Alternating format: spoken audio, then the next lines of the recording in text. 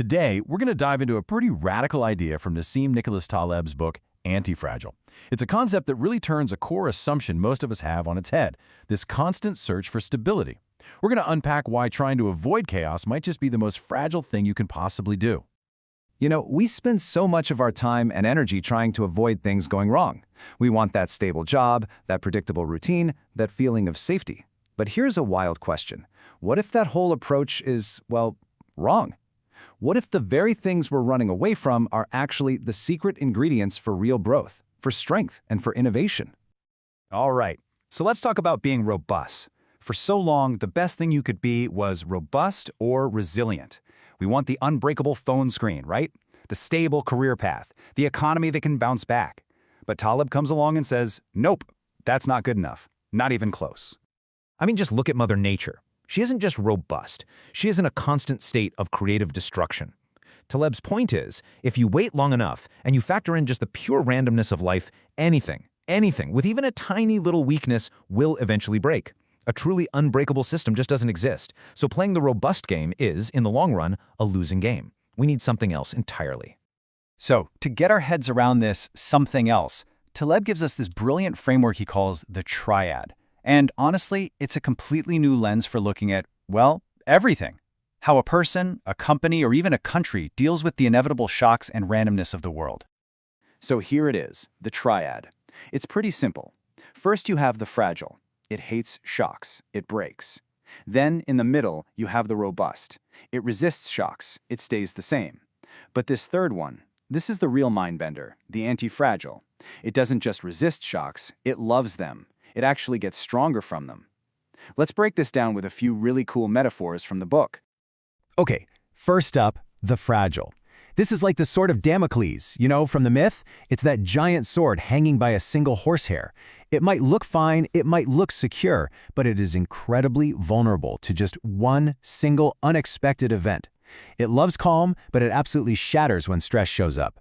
Think of a porcelain teacup, or a financial system built on way too much debt. Next up, the robust. The perfect symbol here is the phoenix. It gets hit, it burns down, but then it rises from the ashes and comes back to exactly how it was before. Now that's definitely better than being fragile for sure, but here's the key thing to notice. The phoenix doesn't improve, it just gets back to square one. It endures, yeah, but it doesn't actually learn or grow from what happened. And that brings us to the antifragile. Taleb pulls out this amazing story from history, Mithridatization. There was this king Mithridates who was terrified of being poisoned. So what did he do? He started taking tiny, non-lethal doses of poison every single day.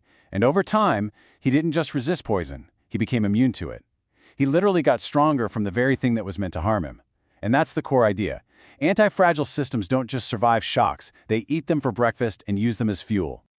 So once this concept really clicks for you, you'll start seeing it absolutely everywhere. Seriously, it's not some weird abstract idea. It is a basic property of any complex system that's managed to survive and thrive over a long period of time.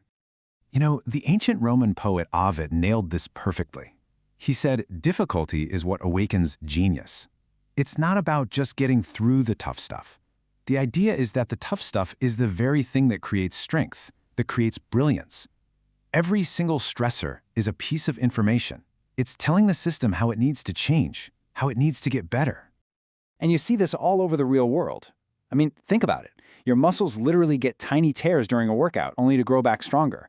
Real innovation? It's not born from comfort. It's born from hunger and necessity. There's this great story about how actresses would pay journalists to write bad reviews because any controversy just made them more famous. Even a healthy economy needs small businesses to fail so the whole system can learn and adapt. This isn't just a theory. It's the basic logic of how life grows.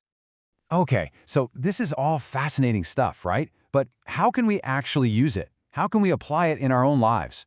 Well, Taleb gives us a bunch of practical strategies, but let's just focus on two of the most powerful ones.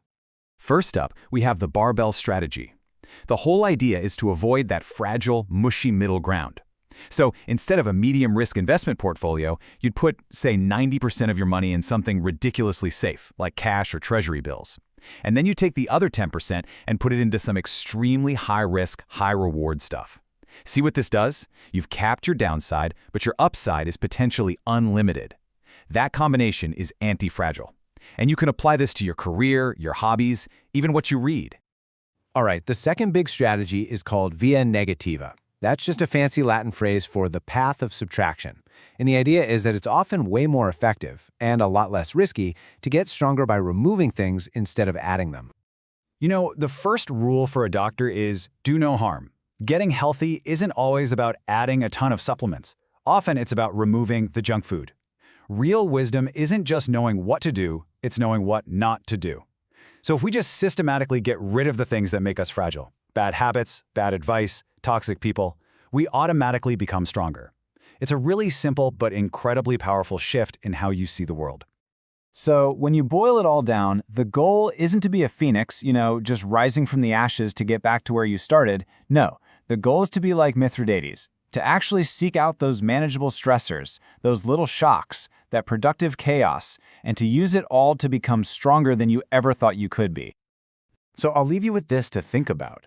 In your job, in your health, in your relationships, where are you playing it a little too safe? Where are you clinging to a stability that's actually fragile? And where could you be embracing a little bit of that beneficial stress that might just be the thing that awakens your genius?